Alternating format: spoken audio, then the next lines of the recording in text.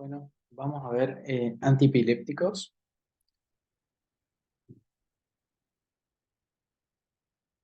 Primero tenemos que tratar de diferenciar lo que es una convulsión de la epilepsia. La convulsión es una alteración transitoria que se debe a una activación que es rítmica, sincrónica y desordenada por parte de algunas neuronas. Las convulsiones pueden ser provocadas como por ejemplo por estimulaciones eléctricas o estímulos, como por ejemplo un trauma de cráneo, un accidente cerebrovascular, etcétera. O pueden ser no provocadas, que esto sí es epilepsia. ¿Y qué es la epilepsia? Bueno, es un trastorno de la función cerebral que se caracteriza por ocurrencia periódica e impredecible de convulsiones. Eh, ¿Cuáles son los datos que tengo que saber de la epilepsia en sí? Que un tercio de los pacientes es refractario al tratamiento con un solo fármaco o con el primer fármaco, que en general los fármacos tienen muchas reacciones adversas y entonces eso nos obliga a ser muy precisos en el tratamiento, que para evitar la toxicidad de estos fármacos es ideal intentar un solo fármaco, o sea, la monoterapia, y algunos de todos estos medicamentos, algunos necesitan el monitoreo de la concentración plasmática, lo cual no es muy frecuente que hagamos. En general siempre damos fármaco y más o menos nos manejamos con la clínica, pero en estos casos muchos de los fármacos tenemos que eh, dosarlos en la sangre para ver cómo están.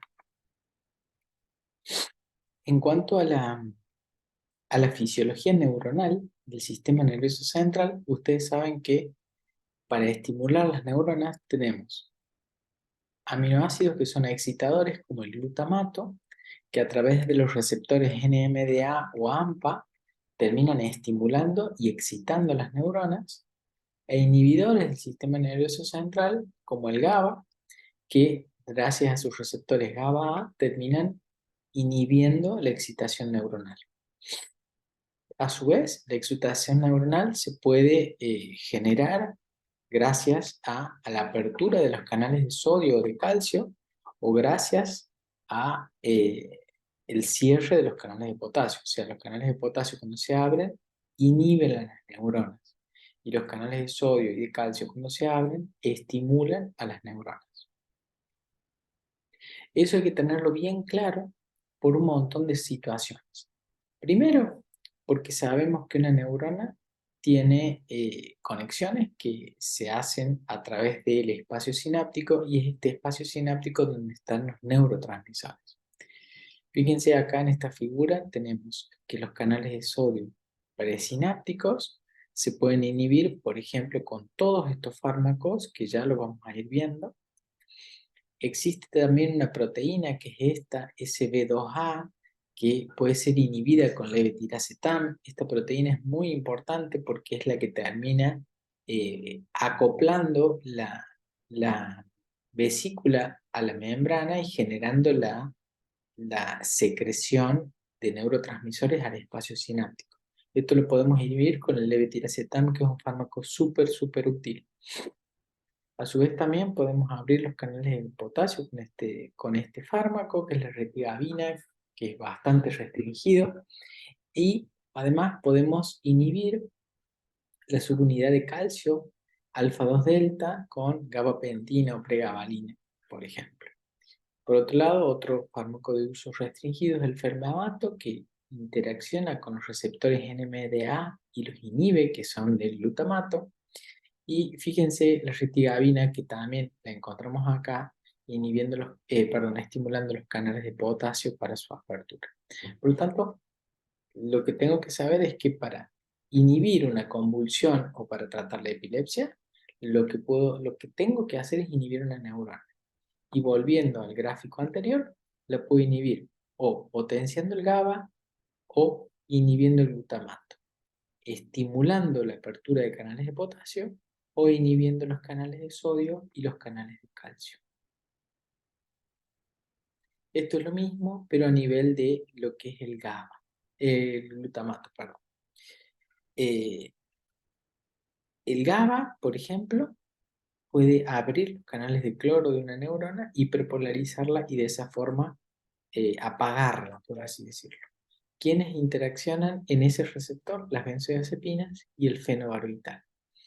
Por otro lado, tenemos la vigabatrina, que es un fármaco también de uso restringido que inhibe la GABA transaminasa, que es la enzima encargada de metabolizar el GABA, y la tiagabina, que inhibe los GAT1, que son canales que permiten la recaptación del GABA, dejan el GABA en el espacio sináptico y permiten más tiempo de interacción del GABA con el receptor, que sabemos que apaga las neuronas.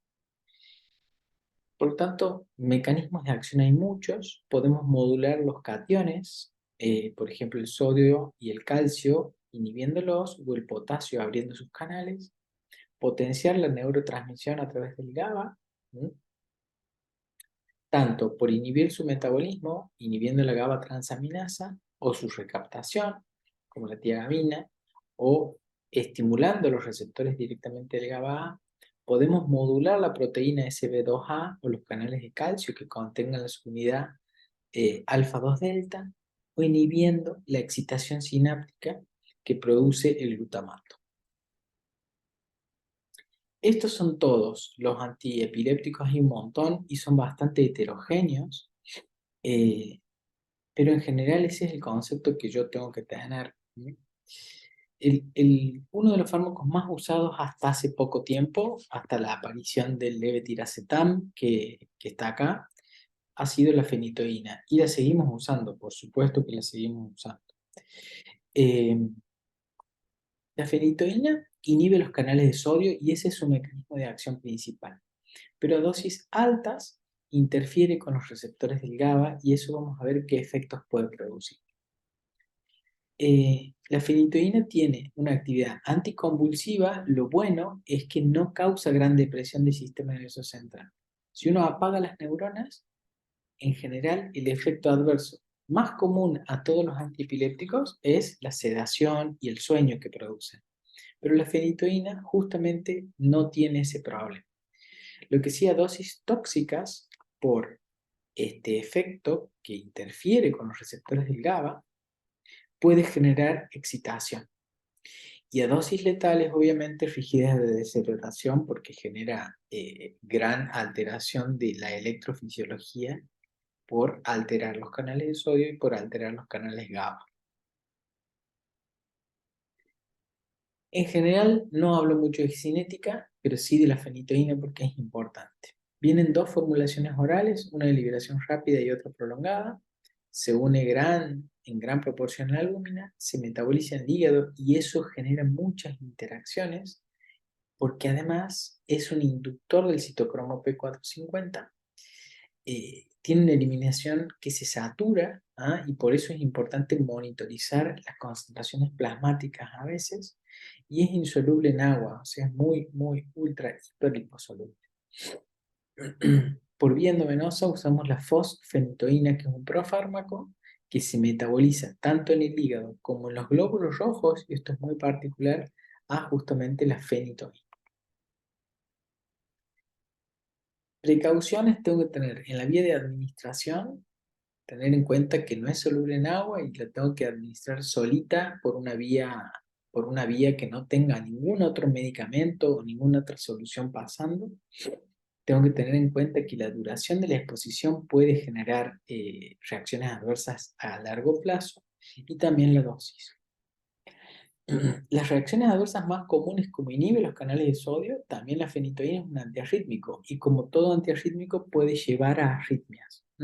Altera no solo la electrofisiología neuronal, sino también la electrofisiología cardíaca. Puede producir hipotensión y depresión del sistema nervioso central, aunque esto no es tan frecuente, pero cuando lo hacemos por vía endovenosa rápida puede suceder. Fíjense en el tratamiento crónico todos los efectos adversos que tengo. Puedo tener alteraciones cerebelosas o vestibulares, cambios del comportamiento, hiperplasia gingival, que uno parece que lo lee y no pasa nada. Ya les voy a mostrar un par de fotos de qué es lo que es la hiperplasia gingival y lo grave que puede ser. Osteomalacia, hirsutismo, anemia megaloblástica, puede ser hepatotóxica a dosis altas, etc. Fíjense la hiperplasia gingival lo que es un horror. Y lamentablemente esta hiperplasia gingival es frecuente. ¿Para qué lo usamos? Para convulsiones tónico-clónicas, focales o generalizadas. Lo podemos usar para la neuralgia del trigémino o otro tipo de neuralgias y no es útil en ausencias. Los segundos fármacos más usados, más conocidos, más viejos, son los barbitúricos. El fenobarbital y la primidona son los representantes más importantes. El fenobarbital es un agonista GABA. Abre por sí mismo los canales de GABA. Ya vamos a ver qué pasa con las benzodiazepinas, que las benzodiazepinas, a diferencia de los barbitúricos, necesitan del GABA para abrir el canal. Los barbitúricos lo abren directamente, permiten el paso del cloro, se hiperpolarizan las neuronas y listo. La cinética es un inductor muy potente del citocromo P450 y eso lo lleva a muchas interacciones. Y como reacciones adversas tenemos la estimulación excesiva del GABA que apaga las neuronas y por lo tanto voy a tener sedación, nistagmo, ataxia. Estas reacciones adversas son comunes a muchos antiepilépticos, así que ténganlas en cuenta. Anemia megaloblástica, osteomalacia y alteraciones en la protrombina. Lo usamos para tónico clónicos y habitualmente de emergencia. La primidona ya no se usa más, ha sido reemplazada por la carbamazepina, que la vamos a ver después. Se convierte en fenobarbital y, bueno, de ahí que tiene reacciones efectos anticonvulsivos. Después tenemos la carbamazepina y la oxcarbazepina, que son fármacos bastante usados. Por un lado en epilepsia, pero por otro lado en el dolor crónico neuropático. La carbamazepina también inhibe los canales de sodio, aquí hay un error, tiene dos más y uno solo, y no interfiere con el GABA. Tiene un metabolito que es muy activo, que es la epoxicarbazepina y que es la que ejerce gran parte de su efecto. Induce el citocromo P450. Fíjense que hasta ahora de todos los que hemos mencionado, todos alteran el citocromo y por lo tanto tengo que tener cuidado. La carbamazepina, como les he dicho, lo uso en las convulsiones tónico-clónicas, en el dolor neuropático, como en la neuralgia del trigémino, y lo puedo usar también en el trastorno bipolar refractario al litio. Eso también es otro uso importante de la carga. Reacciones adversas, como siempre, fíjense, vértigo, ataxia, somnolencia. Siempre los antiepilépticos pueden producir estas reacciones adversas. Y además, cuando el paciente se intoxica con carba, puede producir irritabilidad, convulsiones, estupor, coma y obviamente depresión respiratoria. Otros efectos adversos son aplasia de la médula, agranulocitosis, retención hidrosalina, por lo tanto tengo que tener cuidado en pacientes cardiópatas, renales crónicos, y interacciona con el citocromo, tanto con la fenitoína como con el fenobarbital, que ya vimos, y con el valproato, que vamos a ver más adelante.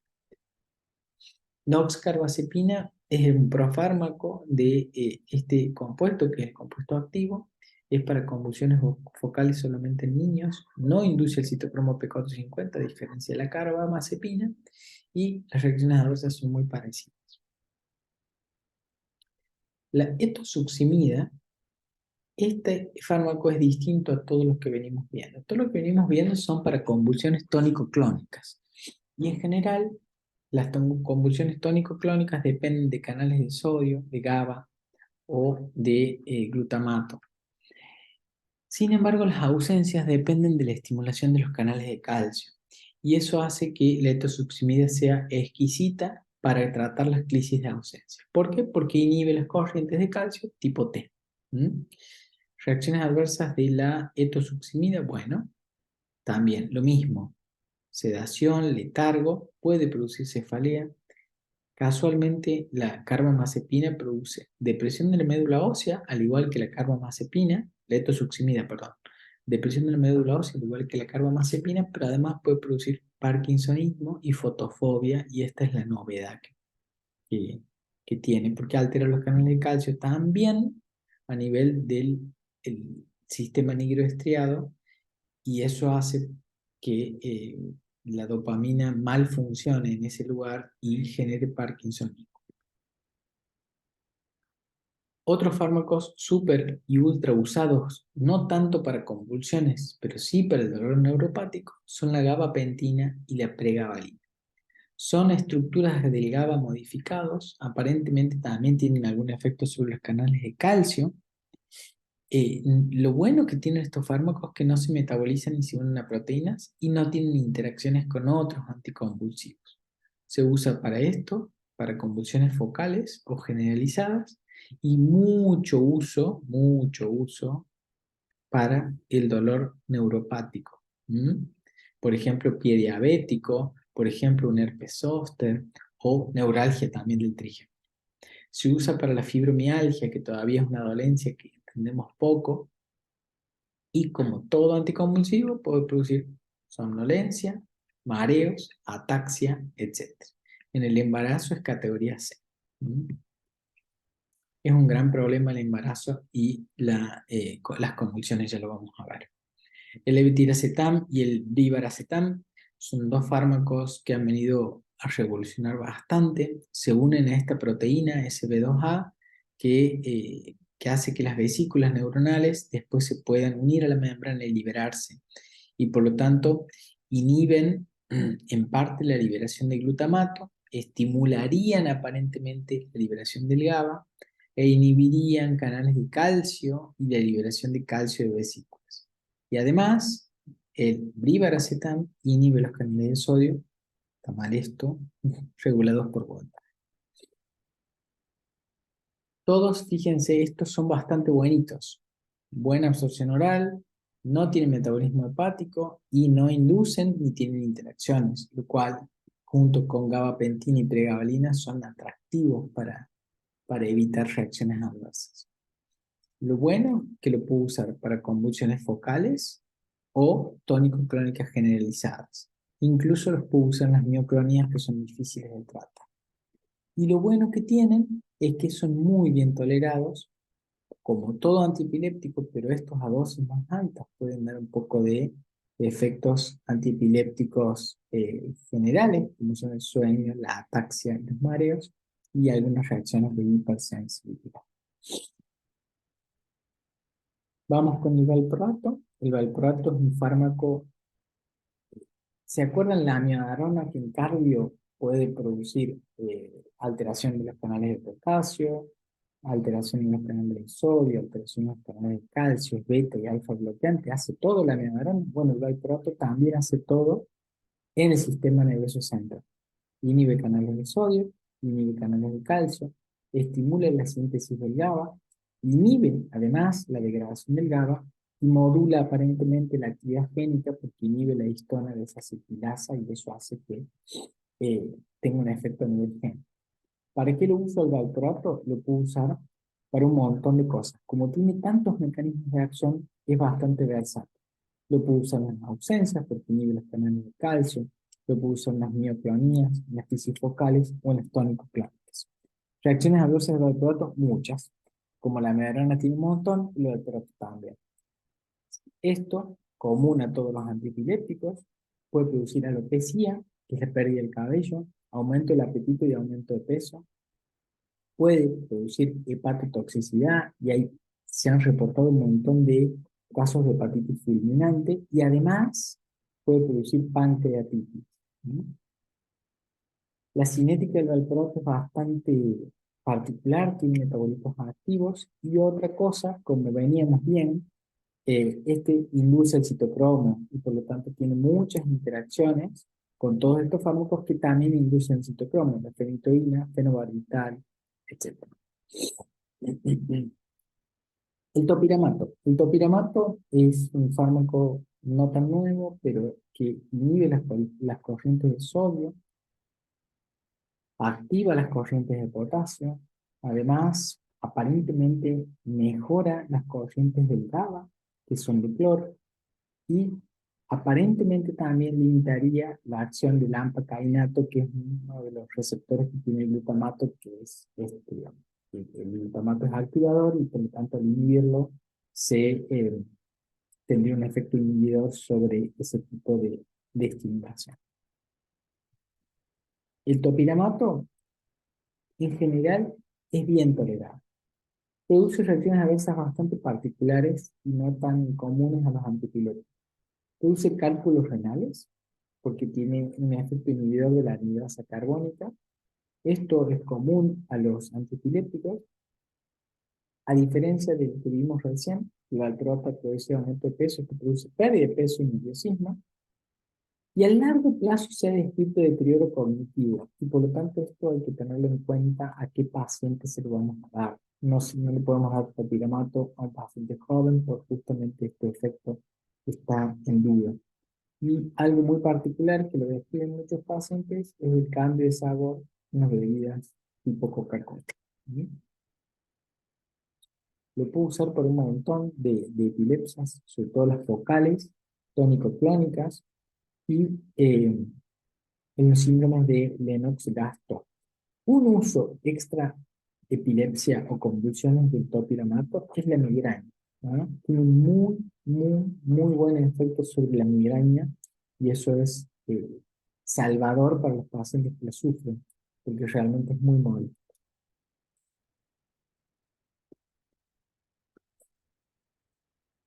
La lamotrigina tiene dos efectos: inhibe la recuperación de los canales de sodio por un lado, y por otro lado, podría inhibir la liberación de glutamato, debido a inhibir la recuperación de los canales de sodio en las neuronas glutamatérgicas. ¿Mm? Se conjuga en el hígado y tiene muchas interacciones también con otros anticonvulsivantes. Lo usamos casi de manera restringida en focales y generalizadas refractarias y el Lennox-Gastaut, que es un síndrome muy incapacitante. Y fíjense, las reacciones adversas son bastante comunes al resto de los antiepilépticos y puede producir esto que es alérgico. Hay muchos otros antiepilépticos. Está el perampanel, que es un antagonista no competitivo del AMPA-cainato, que es un receptor de glutamato. No vamos a profundizar más. La rufinamida, que inhibe algunos canales del sodio regulados por voltaje. El estilipentol, inhibe la recaptación del GABA y la GABA transaminasa, potenciando la acción del GABA. Y no vamos a ahondar en todos estos que son de manejo de especialista. La tiagabina, ¿sí? que también las recetas solamente el especialista y en general las recetas en una cuarta o quinta vez que un fármaco no anda, o sea que no es de primera línea. La zonisamida, que inhibe canales de sodio y canales de calcio, ¿sí? Y fármacos de uso muy restringido como el felbamato, que inactiva las respuestas dadas por el NMDA, que es un receptor de glutamato, y que está restringido porque deprime la médula ósea y es hepatotóxico. La esodabina lo mismo, genera apertura de los canales de potasio, ¿sí? Y reacciones adversas graves como prolongación del QT, y además ha llevado a pacientes al suicidio, a psicosis y alucinación. La vigabatina lo mismo, ¿sí? Genera una pérdida de la visión progresiva y permanente en la gran mayoría de los pacientes, por tanto, uno tiene que estar muy seguro de darlo y obviamente no lo puede ejecutar cualquiera, no tiene que ejecutar una persona. Y por último, las benzodiazepinas, que después les voy a dar una clase pura exclusivamente de ellas, que son ansiolíticos, y los anticonvulsivantes son el diazepam, el lorazepam y el clonazepam. El embarazo y los antiepilépticos son un apartado bastante especial. ¿Por qué? Porque los antiepilépticos producen defectos cardíacos congénitos en el tubo neural, labio leporino, paladar hendido y un montón de otros. Por ejemplo, la fenitoína, la carbamazepina, el valproato, la lamotrigina y el fenobarbital está demostrado que son teratogénicos en humanos y no deben usarse. Los anticonvulsivantes más nuevos tienen algunos efectos teratogénicos en animales, pero no está ensayado en humanos, y la mayoría de estos fármacos induce el citocromo, Y el citocromo metaboliza los anticonceptivos. Por lo tanto, si yo induzco el citocromo y metabolizo más los anticonceptivos, las pacientes que están tomando anticonceptivos van a metabolizar más, los anticonceptivos van a perder efectividad y hay un alto índice de embarazo de pacientes que venían tomando anticonceptivos y empiezan a tomar anticonceptivos. En general, si tengo un estatus de epiléptico, un paciente que convulsiona, la primera elección son benzodiazepinas como el lorazepam, el diazepam. Si no responde, tengo la fenitoína. Y si sigue refractario, tengo fenobarbital. Para una convulsión focal es cuando, por ejemplo, me convulsiona un brazo, pero yo estoy totalmente consciente. Y generalizada es cuando convulsiono todo y pierdo la conciencia. La focal consciente puede pasar a focal con pérdida de conciencia y, y a su vez la focal puede pasar a una tónico-clónica y ahí ya pasamos a una generalizada. ¿Sí? Se puede tratar con carbamazepina, fenitoína o valproato o con carbamazepina, fenobarbital, fenitoína o valproato. Y las generalizadas tenemos las ausencias, que es el paciente que no convulsiona y que se queda quieto, donde tenemos etofixiumida y valproato, son los fármacos más utilizados, la motrigina en una segunda etapa, las mioclónicas y las tónico-clónicas. Para las tónico-clónicas, la carbamazepina, el fenobarbital, la fenitoína en una primera instancia, y en una segunda instancia de la motrigina, el levetiracetam o el topiramat. Muchas gracias.